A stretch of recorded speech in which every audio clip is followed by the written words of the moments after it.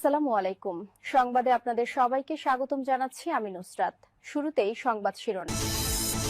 বাংলাদেশের সর্বশেষ গুরুত্বপূর্ণ আপডেট সংবাদে আপনাকে স্বাগত। শুরুতেই সংবাদ শিরোনাম, পরে বিস্তারিত। প্রথমেই জানাবো আমাদের হাতে থাকা সর্বশেষ গুরুত্বপূর্ণ সবথেকে তাজা আপডেট সংবাদ। গাজীপুরে গুলি ছুড়ে ককটেল ফাটিয়ে ২৪ লক্ষ টাকা লুটপাট। গাজীপুরে গুলি এবং ককটেল ফাটিয়ে ডাচবাংলা ব্যাংকের এজেন্ট ব্যাংকিংয়ের জন্য ২৪ লক্ষ টাকা লুটপাট করেছে দুর্বৃত্তরা। এজেন্ট ব্যাংকটি থেকে এই টাকাগুলো তারা নিয়ে গেছে। পুলিশ ঘটনাস্থল পরিদর্শন করেছে, তবে এখন পর্যন্ত কাউকে আটক করা যায়নি। এরপর জানাবো হাসিনার উস্কানিমূলক বক্তব্য দেশের গণতন্ত্র নিরাপত্তার জন্য হুমকি, বললেন পররাষ্ট্র উপদেষ্টা।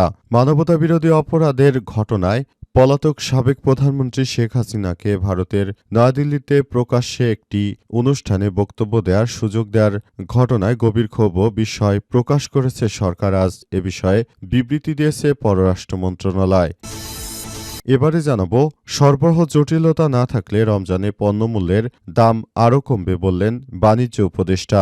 সরবরাহ কেন্দ্রিক জটিলতা না থাকলে আসন্ন রমজানে পণ্যমূল্য আরও কমতে পারে বলে জানিয়েছে বাণিজ্য উপদেষ্টা শেখ বশিরউদ্দিন। আজ বাণিজ্য মন্ত্রণালয়ে রমজান উপলক্ষে নিত্য প্রয়োজনীয় খাদ্যপণ্যের মূল্য ও বাজার পরিস্থিতি পর্যালোচনা বিষয়ে টাস্কফোর্স সভা শেষে এমনটা জানিয়েছেন তিনি। এবারে জানাবো চুয়াডাঙ্গায় জামাত ইসলামের নারী কর্মীদের হেনস্থা করল বিএনপি, সংঘর্ষে বেশ কয়েকজন আহত।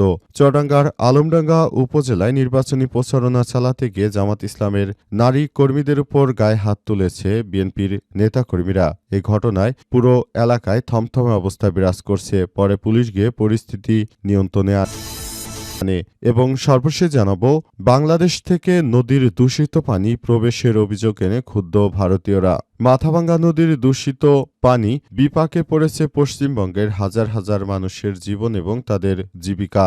বেশ কয়েক বছর ধরে বাংলাদেশের চুয়াডাঙ্গায় স্থিত কেরু সুগার মিলের বিরুদ্ধে পশ্চিমবঙ্গের অভিযোগ, সরাসরি তারা কারখানা অত্যন্ত দূষিত পানি ছেড়ে দেয় দুই দেশের সীমান্তবর্তী এই নদীতে, যার সরাসরি প্রভাব পড়েছে ভারতের মৎস্যজীবী, কৃষিসহ নদী নির্ভর মানুষের জীবন জীবিকার উপর। প্রিয় দর্শক, এতক্ষণ শুনছিলেন সংবাদ শিরোনাম, এবারে বিস্তারিত। তবে তার আগে বন্ধুরা অনুরোধ থাকবে এই সংবাদটিতে একটি লাইক দিন।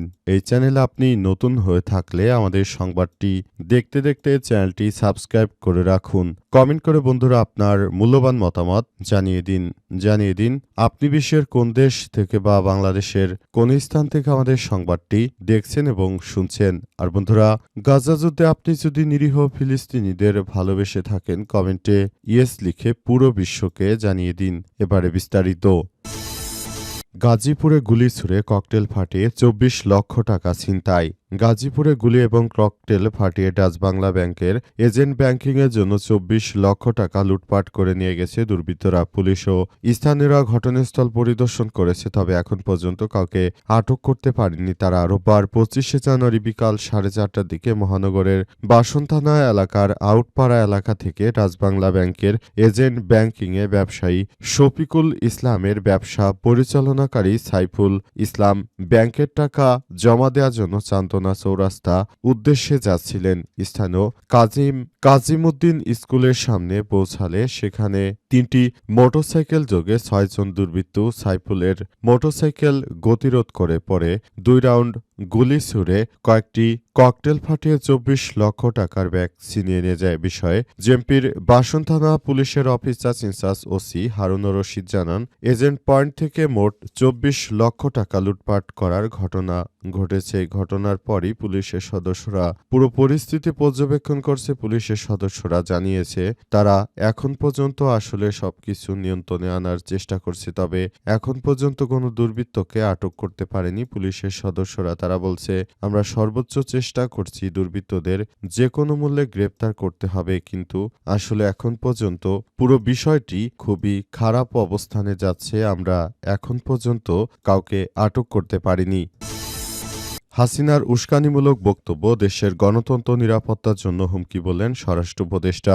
স্বরাষ্ট্র উপদেষ্টা লেফটেন্যান্ট জেনারেল জাহাঙ্গীর আলম চৌধুরী বলেছেন, শেখ হাসিনা যে বাংলাদেশে যে ধরনের কর্মকাণ্ড করেছে, এই ধরনের কর্মকাণ্ডের মধ্য দিয়ে বাংলাদেশের মানুষ এখন অনেক বেশি হতাশার মধ্যে রয়েছে। পুরো বাংলাদেশ নিয়ে মিথ্যাচার করছে প্রতিনিয়ত হাসিনা। এই ধরনের কর্মকাণ্ড শুধুমাত্র হাসিনার দ্বারাই সম্ভব। হাসিনাকে ভারতে বসে বাংলাদেশের বিরুদ্ধে যে উস্কানিমূলক কর্মকাণ্ড করছে সেগুলো থেকে বের হয়ে আসতে হবে। পুরো বাংলাদেশে সবকিছু নতুন করে ঠিকঠাক করতে হবে। সবাইকে বিষয়ে দেখভাল করতে হবে।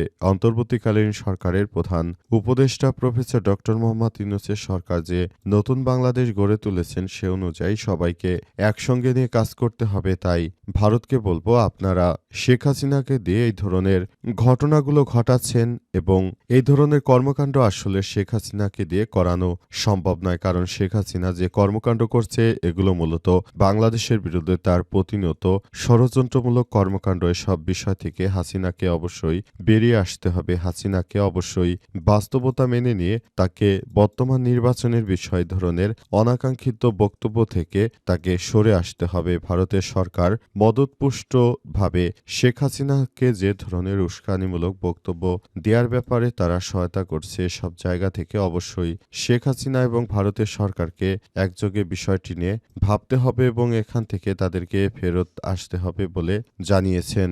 এবং তারা মনে করেন এই ধরনের কর্মকাণ্ড শুধুমাত্র ভারতের সরকারি সমর্থন করতে পারে, যেটা বাংলাদেশ কখনোই এই ধরনের কর্মকাণ্ডের বিষয়টি সমর্থন করবে না বলে জানিয়েছেন তিনি। তাই মনে করেন নরেন্দ্র মোদীকে এখন থেকে এসব বিষয়ে সতর্ক হওয়া উচিত, যাতে করে হাসিনার এই ধরনের কর্মকাণ্ড মূলত আমাদের সামনে আর না আসে। সরবরাহ জটিলতা না থাকলে রমজানে পণ্যমূল্য আরও কমবে বললেন বাণিজ্য উপদেষ্টা। সরবরাহকেন্দ্রিক জটিলতা না থাকলে আসন্ন রমজানে পণ্যমূল্য আরও কমতে পারে বলে জানিয়েছে বাণিজ্য উপদেষ্টা শেখ বশিরউদ্দিন। বিকেলে বাণিজ্য উপদেষ্টা বাণিজ্য মন্ত্রণালয়ে রমজান উপলক্ষে নিত্যপ্রয়োজনীয় খাদ্যপণ্যের মূল্য এবং বাজার পরিস্থিতি পর্যালোচনা বিষয়ে টাস্কফোর্সের ভাতা শেষে এমনটা জানিয়েছেন তিনি। বাণিজ্য উপদেষ্টা বলেছেন, গত বছরের তুলনায় এবার রমজানে বাজার আরও স্থিতিশীল থাকবে। উৎপাদন, আমদানি, বাংলাদেশের ব্যাংকের ডেটা বিশ্লেষণ করে সামগ্রিক বিবেচনায় এমনটি মনে হয়েছে। প্রতিবার রোজার আগে নানা অজুহাতে নিত্যপণ্যের দাম বেড়ে যায়। এবারও এরকম কোনো আশঙ্কা আছে কিনা এমন প্রশ্নের জবাবে তিনি বলেন, দেশে এই মুহূর্তে গ্যাসের কোনো সংকট নেই, ডলারের সংকট নেই, বিনিময়ে আরও স্থিতিশীল। বাণিজ্য মন্ত্রণালয় ও কৃষি মন্ত্রণালয়ের উদ্যোগে আরও ভোজ্য তেলকে বৈচিত্র্যময় করেছি। সুতরাং এবার আর কোনো কিছুর চাহিদা অপূরণীয় থাকার কোনো কথা নয়। আমরা মনে করি এবারের চাহিদা যেগুলোই থাকবে সবকিছু সরকার আগে থাকতেই পূরণ করতে পারবে। আমরা মনে করি এই বিষয়গুলো অবশ্যই এখন থেকে গুরুত্বপূর্ণ ব্যাপারটি আমাদেরকেই দেখতে হবে বলে জানিয়েছেন বাণিজ্য উপদেষ্টা। তিনি বলেন, আমরা মনে করি এই ধরনের কর্মকাণ্ড আসলে কোনোভাবেই করতে দেয়া যাবে না। পুরো বিষয়টিকে একযোগে দেখতে হবে এবং আমরা মনে করি এই বিষয়গুলোকে অত্যন্ত গুরুত্ব সহকারে দেখতে হবে।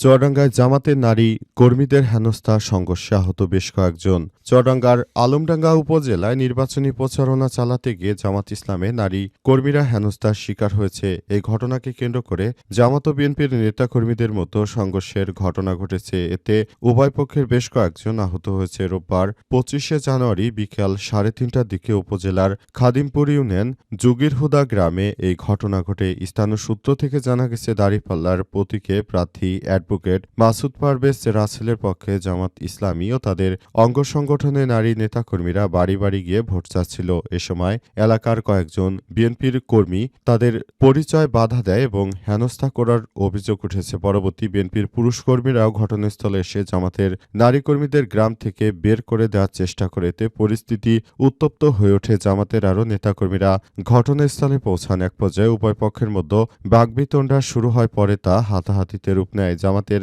নেতাকর্মীরা অভিযোগ করেছে, দাওয়াতি কার্যক্রমে অংশ নেয় নারী কর্মীদের অসৌজন্যমূলক আচরণ ও মারধর করা হয়েছে।